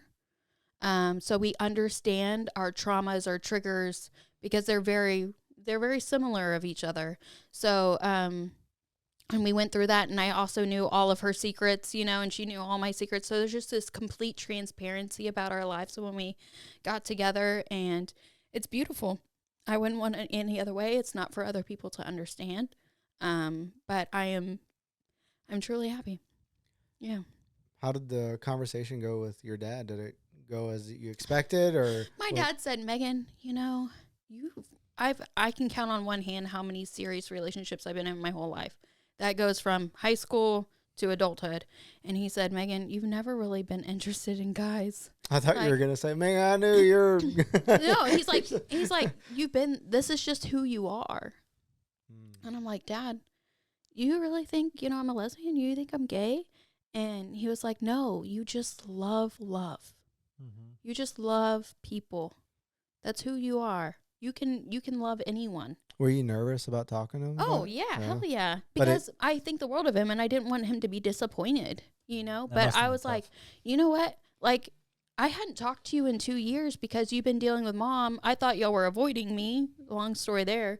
But you've been dealing with Mom. So now I've created this whole life for myself. So this is who I am. Take me or leave me. And he was like, I'm so happy for you. I can see when he met my wife, Channing, he's like, I can see why you picked her. She's very responsible. There's just some core values that she has that are very important to me in a partnership. And he was like, this is your soulmate. There's no doubt about that. And so now it's just a partnership. Like, we flourish together. And whatever I'm not good at, she's good at. And whatever I'm good at, she's not. And so it's just a balance. We have a lot of understanding and a lot of similarities, but we have polar opposites too. So he was very happy for me. And my mom, before she got too deep into dementia and psychosis, she's like, Meg, I always wanted to marry a redhead, and now you got one, So she was very awesome. She was confused, because dementia, but that's, she's like, this is my friend, and she'll lock arms with her and take her places, and it's really cool. I come from a really big family. Everyone's very accepting of it. But as a community, I have lost a couple clients over it. Oh, really? Mm-hmm. Yeah, we're in Eastern Texas, so yeah. Are they older clients? Probably older generation. No, younger. Oh, yeah. It was just one, honestly. Okay. Just one. Well, that's not the type of person you want to. He was with me for 10 years, and I looked up to him. Oh, no. I learned a lot from him, and I had brain surgery in November, and I was out for 6 weeks. And so, because being out for a long time, I've been the only person who cut his hair for about 10 years, and I saw all of his appointments canceling. So I contacted him and I said, hey, I noticed all your appointments are being canceled. Is it a glitch in my system? Blah, blah, blah. And he sat me, not sat me down, but we had a phone conversation. It was a really hard conversation for him to be honest with me and tell me why he wasn't coming back. And I said, I hear you. I appreciate you being honest with me. I still value you as a person. Thank you for being honest with me. And I'm so sorry that you can't see that I'm also the happiest and healthiest version I've ever been. And I wish you the best. So, and then I cried for hours after that. But you're making me want to cry now. Yeah. It was really hard. But it's not for people to understand. This is my life. I'm going to live my life to my best self. My God asked me to be a good person and to be a good influence on people, to love everyone, don't judge anyone, So, I feel comfortable in who I am for the first time in my life, And so, I'm not going to sway away from that just because someone brings up scripture, So you're vibrating at higher frequency than you were last time. Yeah. You still were, but right now it's completely different. You're almost a different person. Yeah. In the best way possible. Thank you. I have my moments, I'm a little overwhelmed because of a new business. So I get, stress and all that, but I always lean on myself. And when you lean on yourself, you find God, you find universe, you find all that. So, but being in a healthy relationship has allowed me to flourish. Because I'm the type of person I need a partner. Yeah. So, yeah. So I'm really happy with that. I did make a decision for, my daughter to go live with her dad. That was really hard. Ooh, she's 14. Did From she? her choice? Was she? No, it was my choice. Okay. Was she hinting at it or what? No, she does not want to live with her dad. Oh man. She loves. So he lives in Katy. He was my high school sweetheart. I had her at 19. So I've been raising her by myself for the most part. I did get into a marriage, which y'all are aware about and all that, but I was still doing it by myself. I was still the only adult working. It was really hard, but, it was a blessing because I have a career where if I work more, I can get paid more. And so it caused me to work a lot to be able to provide. And so I missed out on a lot of stuff. And, her growing up, she was 10 years old and I was single at this time. So she was 10 years old. I rented a house across the street from the county seat barbers. And I would leave her at home just for a couple of hours while I went to work and I was focused on the business, right? And having a cell phone is so hard now when you're in junior high, or she's, I guess she was in junior high, so she was 11 or 12. And kids can contact you, and kids are freaking mean, right? And my daughter she's a little sensitive, and but that's because a sensitive mom raised her. So I kissed all of her wounds and her bobos when she was growing up, And so she struggled with mental health because she's such a people pleaser. Her and I we say that we're recovering people pleasers now. So she just really went through some self-worth issues. And her dad gets home at a reasonable time every night. Her stepmom is a teacher. She's always home with her. And there came to a point when my daughter was in 7th grade. And I went through her phone and I found out one of her friend's parents were messaging her every day for 3 months. And this person knew everything about my daughter, everything about me, everything about her dad. She shared everything about their personal life, and it felt like grooming. Really? It felt like grooming. Was it a man? No, it was a woman. Oh. It felt like grooming, and she would say, Alex is having a really hard day. Please hold Alex's hand through the hallways, and just felt very inappropriate. And I brought it to the school's attention. The school was aware of what was going on, that Alex was being kind of possessive over my daughter. They're in 7th grade. This should not be happening. They were kissing in the hallways, and I didn't know about it, but they did. And so I immediately pulled her out of school. My daughter was not in a self-worth place, and the thing that her and her dad really connect on is sports. So I said, we got to get you out of the school. Katie is all about sports. You're talented. You're going to go live with your dad, because I'm the sit down, let's talk about our feelings kind of parent. And I've been parenting her that way for 12 years. And this is a pivotal point in her life where she needs some hard knock boot camp. And that's her dad. Her dad is a boot camp kind of guy.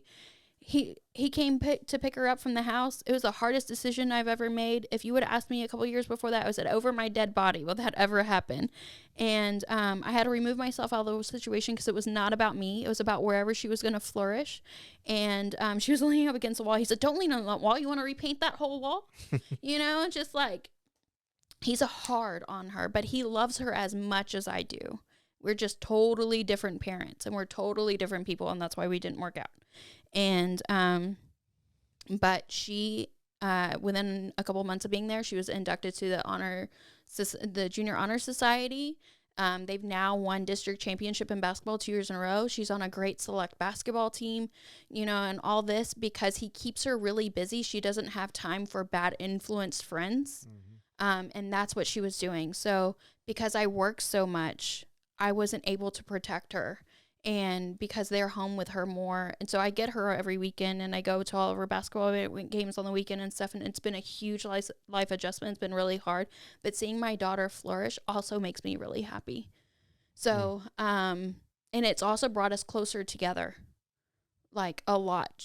Her and her dad butt heads all the time, which is, he's strict. He's really hard, and I'm very soft. And she's like, Mom, you just understand me. And she's like, I'm sorry I didn't appreciate it when I lived with you. And it's like, it's okay, I'm sorry that I didn't sit down with you more, and I'm sorry that it didn't work out. But look at you now. Like, you should be so proud of yourself. I'm so proud of you. Like, you really reinvented yourself. And I'm so proud of you. And so that was a really hard decision, but we're both so much happier now. That's great, because she gets to experience the different lifestyles that you have, and it makes her well-rounded. Yeah. Because she has the soft side for me, and now, like, she's not naturally talented at basketball at all. Like, not at all, but she is talented now because she's put in so much work and dedication, and that's something I would have never. I taught her dedication from my point of view, from my job, go after the life you want, and you have to work really hard at it, and you have to, put in all your time in order to succeed and all this. But her dad taught her sports, and basketball is not my thing. It was more like taekwondo and softball, but she's just flourishing, and I'm very proud of her. Her grades are great. She's overall a lot happier. She's very wise. Like, her and I get on some deep conversations, and she really understands what I'm talking about. So I'm happy for that too. And if you would have told me my daughter would have to go in a different environment for me to be happy, I would be like, over my dead body. Yeah. No, but I'm so thankful that I trusted the process. So that's beautiful. Yeah. Well, Megan, we absolutely love every time you come and talk to us. Thanks. And I love it here. I probably shared too much. No. That's great. It was amazing. And we love everything that you're doing. I was thinking back when you were talking, like, from the county seat to the health issues to, like, where you're at now. It's exciting. Like, it's like, what's going to come next in the next, like, 12 months, 18 months. Yeah, it's super exciting. When I come back next time, it's going to be even bigger. We're going to have to go on an alpha field trip, though. I'm game. I'm game to go. Yeah. There's a lot of pretty girls there, so I like going. Well, we love you. Me too. No, we love you so much, and thank you for coming. Yeah, for sure. Thank you so much. It's been a pleasure. Right, bye-bye.